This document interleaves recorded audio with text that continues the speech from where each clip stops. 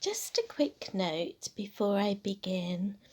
Working on this video today, I have had lots of interruptions and 3 unexpected occurrences. Nothing bad, 2 good and 1 sort of neutral. I don't discount that there's something to do with being immersed in the chant for so long and also chanting it, of course. I just thought it was interesting, so I thought I'd mention it. Anyway, we'll get into the video now. Bagabi laka bakabi lamakahiya kababi karelios. Lamak, lamek, bakalios, kabahagi, sabalios, bariolos, lagasatha, kabiolos, samahagatha famalos, harayaha. The final verse is sometimes added and sometimes not, and it goes, Palasaron ozinumas, Baske bano chudandona, Gahiamad kla hole, Berek he pantaras te. It's deliciously magical and mystical, isn't it? Today it's usually referred to as the Samhain summoning, a call to celebrate the Sabbath. In Wicca, and also in Paul Hewson's work, it's a call to Kanunos. In the Witch's Bible, the Farahs include it, and it's prefaced by Echo Echo Azarak, Echo Echo Zomelak.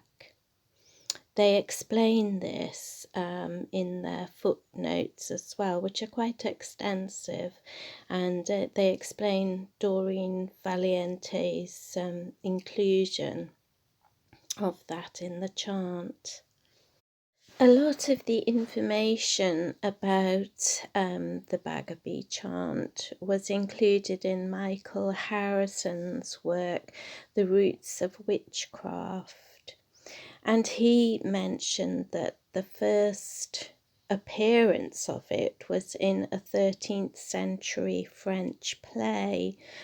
And this does seem to be the earliest record that we have of it being used, but whether that is still the case, I don't know.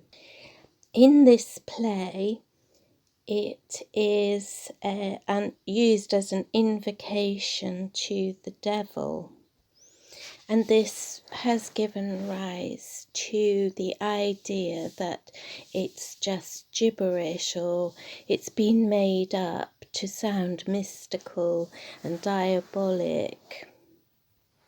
It's certainly something to consider if you are going to use it, because it definitely has that chthonic feel about it, almost a precursor to summoning entities from the underworld. It just has that vibe, doesn't it? Other sources posit that it's from the old Basque language, and the Basque people certainly have a strong history of witchcraft, but more recent historians discount that idea because there doesn't seem to be any linguistic evidence to support it. It certainly has the flavour of a call or a summoning, and certainly repeated chanting or singing, because you can interpret how you speak it or chant it, and what rhythm you use. It's up to you. And it certainly builds that atmosphere conducive to working magically. Aleister Crowley and other magicians talk about the power of barbarous words, and I think that's what we have here, certainly. And these are words that perhaps once had meaning, but that meaning has been lost, or they may never have had any meaning at all, and we don't really know. But power accrues through the centuries of use, and it's almost increased when the actual meaning of the words isn't known. You can feel the power building as you go through the chant, and it's meant to be repeated over and over because of its construction, and not knowing the meaning can open it up to the intent of the enchanter. This sort of chant disengages the conscious mind and so induces trance, or as Aleister Crowley puts it, it exalts the mind or the consciousness.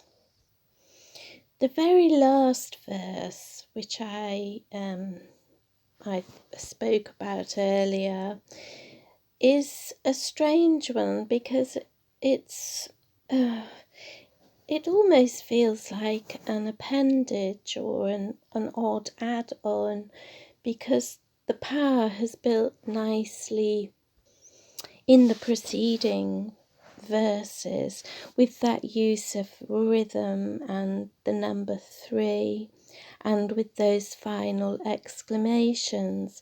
But the final verse itself seems a little bit out of step with it. It has a different rhythm, although if you try really hard, I think you could probably fit it into the original rhythm of the first 3 verses. But it has a use of 4, and there's no final exclamation with it. In an article I was reading, as I was just doing some more research on the chant, I came across something on Patheos, I think it was, or Pantheos.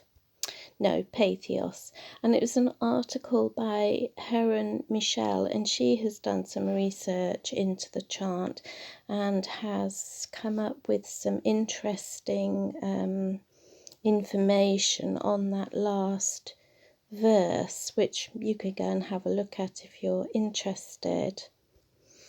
So really, there doesn't seem to be a consensus of opinion. Is it gibberish? Does it have meaning? Did it once have meaning that was lost? And does it really matter? Because the witch can assign their own meaning according to their purposes.